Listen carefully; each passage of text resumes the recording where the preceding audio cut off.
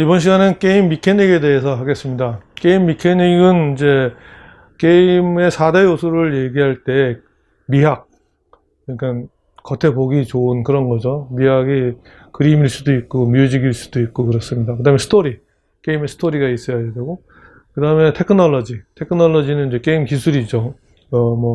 모바일 폰에 할지 PC에 할지 뭐 이런 것들이 기술이랑 관련된 내용이고, 미케닉은 게임에서 게임이 게임답게 만드는 게 미케닉입니다. 그거는 뭐 거기에 제일 대표적인 예는 거기 게임의 룰 같은 것들이 미케닉에 들어가 있는데, 그러니까 미학이 게임의 어떤 피부, 스킨이라면은 미케닉은 게임의 그 뼈대에 해당하는 그런 내용입니다. 그래서 그 미케닉에 들어가는 건 여기 나와 있는 7가지 종류입니다. 스페이스, 공간, 그다음에 시간, 그리고 대상, 그리고 액션, 그 다음에 룰, 그 다음에 스킬, 찬스. 그래서 요거를 하나씩 지금 알아보겠습니다. 공간은 이제 게임이 어디서 벌어지는가 하는 그런 수학적인 어떤 구조물입니다. 그래서 공간을 나누는 거는 몇 가지 방식이 있는데, 디스크리트하고 컨티뉴어스로 나눌 수 있어요. 그러니까 디스크리트부터 먼저 얘기 드리면, 여기 체스나 아니면 바둑 같은 거는 어느 위치에만 딱딱 놔야지 되죠. 그 중간, 바둑이 뭐, 그 점하고 점 사이는 의미가 없습니다. 그 선이 크로스 되는 그 점이 중요하죠. 그렇게 딱딱 떨어져 있는 걸 우리가 디스크릿이라고 그러고, 공간이 연결되어 있는 거예요. 그래서 축구 게임, 뭐 이런 것들은 컨티뉴어스라고 합니다. 디스크릿과 컨티뉴어스. 그 다음에 이제 차원이 있어요. 차원은 되게 우리가 마리오 같은 게임 같은 건 2차원이고, 그 다음에 배틀그라운드 같은 건 3차원이죠. 그런데 0차원도 있어요. 0차원은 어떤 걸 0차원이라고 그러냐면, 스무고개 같은 거, 우리가 이거 뭐게? 자, 힌트 하나씩 주면서 하는 그런 스무고개 같은 거는 우리가 0차원 공간이라고 합니다. 그래서 공간은 어떤 경우는 대부분 공간은 게임이 시작하면서 끝날 때까지 똑같은 공간을 유지하지만은, 어떤 경우는 공간 속에서도 또 공간으로 새로 들어가는 그런 경우도 있을 수 있어요. 자, 그래서 뭐 지금 여러 가지 이제 공간의 레벨이 올라갈 때 그 공간이 어디 위치가 달라질 수도 있습니다. 그 다음에 시간. 그래서 우리가 게임이 굉장히 재미있는 것 중에 하나가 뭐냐면, 우리가 신이처럼 우리가 게임의 시간을 가지고 우리가 노는 거죠. 여기서도 마찬가지로 디스크리트한 게 있고 컨티뉴어스한 게 있습니다. 예를 들어서 윷놀이 같은 경우는 디스크리트한 타임입니다. 윷놀이, 윷이 한번 던져지는 순간 그게 뭐가 나오냐 그거 하고, 그 다음에 또 던져서 또 뭐가 나오냐, 요것이 그때가 의미가 있는 거지, 그 중간은 특별히 의미가 없는 그런 경우를 디스크리트한 공간이라고 그러고, 축구나 아니면 뭐 농구 뭐 이런 식으로, 아니면 레이싱 이런 것처럼 시간이 계속 연속적으로 되어 있는 걸 우리가 그러니까 컨티뉴어스한 시간이라고 하고요.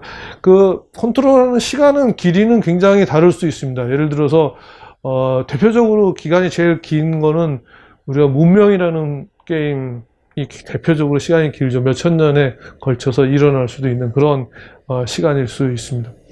자, 그 다음에 게임을 만드는 미케닉 중에 하나는 오브젝트입니다. 거기에 어떤 대상이 일어날 것이냐. 그래서 그 대상은 거기서 나오는 그 오브젝트는 캐릭터일 수도 있고, 거기서 뭐 점수를 주는 공간일 수도 있고, 스코어보드처럼 그런 것들이 있을 수 있습니다. 그리고 그 오브젝트는 스태틱, 즉 변하지 않을 수도 있고, 다이내믹, 변할 수도 있습니다. 그래서 그 변하는 경우에는 대개 우리 공학적으로는 스테이트 머신이라는 걸 가지고 우리가 그런 것들을 표현합니다.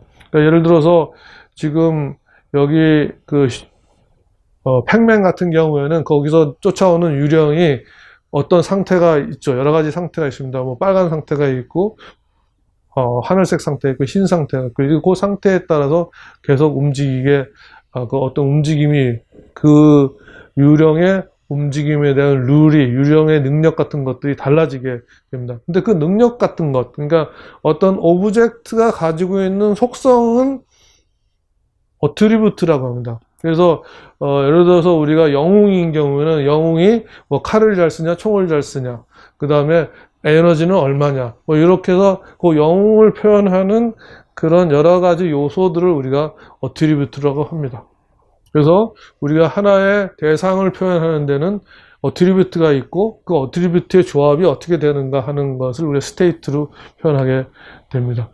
그런데 그 게임에서 그런 스테이트에서 또 중요한 분류를 해야 되는 것이 뭐냐면 이것이 오픈되어 있느냐 아니면 숨겨져 있느냐 이런 것들이 중요합니다. 예를 들어서 우리가 고스톱을 친다고 치면은 고스톱에 여기 판에 깔려 있는 것들은 오픈, 세 사람한테 모두 오픈된 거고 손에 들고 있는 건 한 사람한테만 오픈되어 있는 거고 지금 뒤집을 그 카드 이거는 세 명 모두에게 오픈이 안 되어 있는 그런 경우입니다. 그래서 그 게임의 룰을 정하는 데 있어서는 누구는 알고 누구는 모르고 하는 것이 굉장히 중요한 요소가 됩니다. 그것이 우리가 아까 얘기한 게임의 오브젝트의 스테이트 중에서 굉장히 중요한 요소일 수 있습니다. 그래서 3명 플레이 할 때 2명은 알고 1명은 모르게 한다든지 아니면 세 사람 다 모른다든지 아니면 세 사람 다 모두 안다든지 이런 것들을 잘 조절함으로써 우리가 게임을 재밌게 만들 수 있을 것입니다.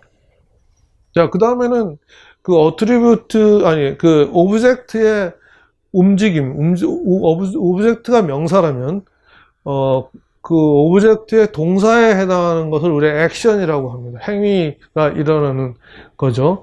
그래서 베이식 액션이 있고 그 베이식 액션을 모아서 그 전략적인 액션 이렇게 우리가 구분할 수 있습니다. 그래서 예를 들자면 슈퍼마리오 같은 경우에는 2가지 액션이 있게 되죠. 앞으로 전진한다, 그 다음에 점프한다. 이 2가지 액션 가지고 굉장히 다양한 어떤 사건을 만들어내게 됩니다. 그리고 바둑 같은 경우도 비슷하죠. 바둑은 흰 돌을 놓는다, 그 다음에 까만 돌을 놓는다. 요 액션은 딱 그거밖에 없습니다. 그런데 그 액션들이 서로 조합해갖고 일어나는 스트래티직 액션, 즉 전략적인 액션은 굉장히 많아지는 거죠. 그래서 아주 우아한 게임, 그러니까 게임이 이게 우아하냐 안 하냐 그거를 메저하는 거를 우리가 엘레강스 메저라고 하는데 그 엘레강스 메저는 베이식 액션은 적으면서 스트래티직 액션이 많아지는 거를 굉장히 엘레건트하다고 얘기합니다. 즉 내가 그 게임에서 액션 일어나는 거에 대해서는 몇 가지 안 알아도 되지만 그것이 어떤 일어날 수 있는 사건들은 굉장히 무궁무진하다. 그러면 굉장히 좋은 게임에 해당합니다. 그래서 바둑같이 바둑이나 이런 아니면 장기, 체스 그래서 그런 옛날 게임일수록 그런 엘레강스한 게임이 살아남았을 가능성이 많습니다. 근데 그 액션에서 우리가 흔히 액션을 취할 때 우리가 차원이 높아질수록 더 우리는 현실감이 있게 할 수 있다고 생각하지만 그 차원에 대해서 어떤 딜레마가 있습니다. 차원이 높아지면 높아질수록 액션의 숫자가 줄어듭니다. 액션, 사람들이 그걸 어떻게 하지 이 액션은 뭘 의미한다 하는 것을 매칭시키는 게가 훨씬 더 어려워지므로 우리가 플레이어들의 자유도가 떨어집니다. 그러니까 예를 들어서 옛날에 이제 있었던 텍스트 어드벤처 장르에서는 그 액션이 굉장히 우리가 글로 쓸 수 있는 건 다 하니까 굉장히 다양한 액션들을 우리가 거기에 넣을 수 있었습니다. 그렇지만 아까 또 예를 든 슈퍼마리오 같은 경우는 액션은 딱 2가지, 3가지 이 정도밖에 안 되죠. 그래서 디멘전이 그러니까는 아까 텍스트는 0차원이라면은 2D가 되면서 우리가 액션할 수 있는 게 적어졌습니다. 3D에서도 마찬가지예요. 3D에서 우리가 쓸 수 있는 키는 대부분 WSAD 쓰는 정도입니다. 그래서 그런 것들이 기술적으로도 안 받쳐주지만 플레이어들도 차원이 늘어나면은 어떤 것이 어떤 코맨드랑 어떤 액션이랑 매칭된다는 것을 사람이 익숙해지기가 굉장히 어렵습니다. 그래서 그런 것들이 굉장히 자유롭게 된 것이 이런 레디 플레이어 1에서 나오는 무슨 VR 자켓이라든지 아니면 여기에 VR 글러브 같은 것들이 이제 나오면은 아마 3차원에서도 굉장히 자유롭게 액션을 집어넣을 수 있을 수 있겠죠. 자, 그래서 그런 것들이 액션을 통해서 우리가 나타나는 것이 바로 이머전스, 즉 사건입니다. 그래서 사건을 더 다양하게 만드는 데는 지금 여기 있는 5가지 정도의 어떤 방법론이 있습니다. 하나는 동사를 추가하라. 예를 들어서 아까 마리오에서 앞으로 간다, 그다음에 위로 점프한다, 이런 거에서 뭐 예를 들어 총을 쏜다 하나 더 들어가면 그만큼 더 사건 발생이 일어나는 것이 다양해질 수 있습니다. 그리고 그 게임이 우아하게 하기 위해서는 하나의 동사가 더 여러 가지 오브젝트에 작용할 수 있어야 됩니다. 그러니까 예를 들어서 땅을 기어가고, 같은 move라는 동사 가지고 땅을 기어가는 거는 기어가고, 그 다음에 물속에 있는 물고기는 헤엄치고, 그 다음에 새는 날아가고, 이렇게 하면은 동사는 적은데도 일어날 수 있는 사건은 굉장히 여러 가지일 수 있고요. 그리고 또 스트래티지를 다양하기 위해서는 뭐 어떤 목표를 도달하는데 한 가지 길만 있는 게 아니라 한 서너 가지. 그러니까 우리가 등산해서 정상을 올라가는데 요 길로도 올라갈 수 있고 이 길로도 올라갈 수 있고, 그런 것들을 많이 줄수록 그 게임은 더 풍부해지는 것입니다. 그리고 캐릭터들을 많이 또 여러 종류를 넣어갖고 같은 액션 동사를 가지고도 여러 가지 다양한 사건을 만들어낼 수 있을 것입니다.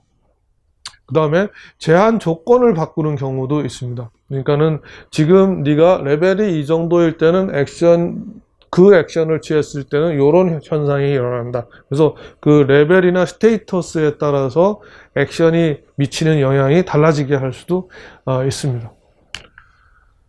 그리고 행위에서도 이제 우리가 행위에 어떤 제한을 둘 수도 있습니다. 예를 들어서 지금 이 그림 같은 경우에는 지금 벽이 뚫려 있는데도 이 사람은 문을 열고만 들어갈 수 있게 되어 있습니다. 그러니까 이 벽을 뚫어 놓은 이유는 그 안에 있는 상황을 우리가 플레이어가 보면서 이거를 해줄 수 있도록 하는 그런 역할을 할 수 있습니다. 그렇지만 게임 룰에서는 그 벽을 뚫고 들어갈 수는 없게 함으로써 우리가 행동의 어떤 자유도를 죽임으로써 그 게임이 원하고자 하는 그런 목적을 우리가 달성할 수 있습니다.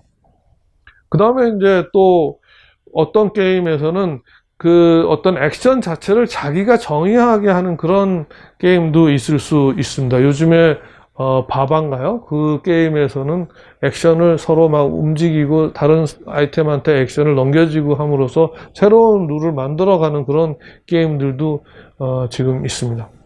자, 그리고 다음은 이제 룰의 미케닉 중에 5번째 룰에 대해서 얘기할 텐데, 룰이 제일 중요한 요소가 아닌가 싶어요, 게임에서는. 근데 그 룰도 사실은 레벨이 굉장히 여러 가지 있을 수 있습니다.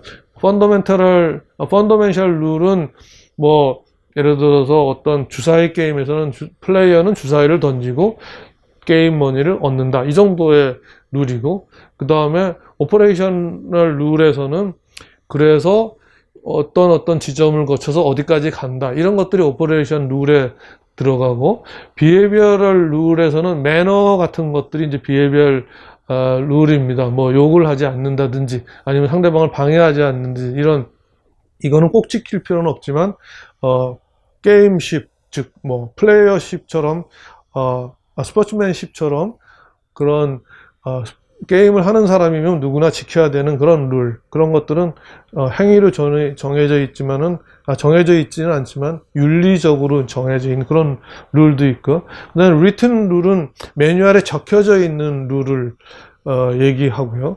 그 다음에 뭐 다양하게 또 오피셜 룰은 뭐냐면은 불문율 같은 걸 얘기합니다. 그러니까는 꼭 지켜야 될 필요는 없지만 그걸 해주는 룰. 예를 들어서 바둑인 경우에는 한 수만 딱 놓으면 다 먹게 돼 있을 때는 아다리라고 하면서 그거를 하게 돼 있고, 마찬가지로 체스에서도 이거 왕을 죽이게 돼 있으면 책이라고 하게 되는 것, 그런 것들이 그런 룰에 해당합니다.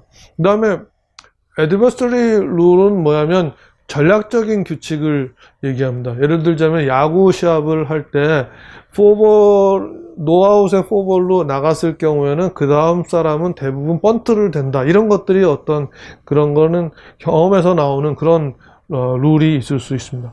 근데 그 룰에서 재밌는 중요한 룰 중에 하나는 뭐냐면 속임수를 허용하느냐 마느냐 하는 것이 굉장히 또 중요한 룰에 해당합니다. 그리고 또 그 속임수라든지 반칙을 했을 때 그거를 누가 그거를 제지하느냐 하는 것들도 게임을 설계하면서 굉장히 중요한 요소입니다. 그러니까 축구인 경우는 축구 심판이 있어 갖고 실제로는 축구 심판이 판정을 하면 그것이 실제로 그렇지 않았더라도 따라야 되는 그런 것들이 있죠. 그죠?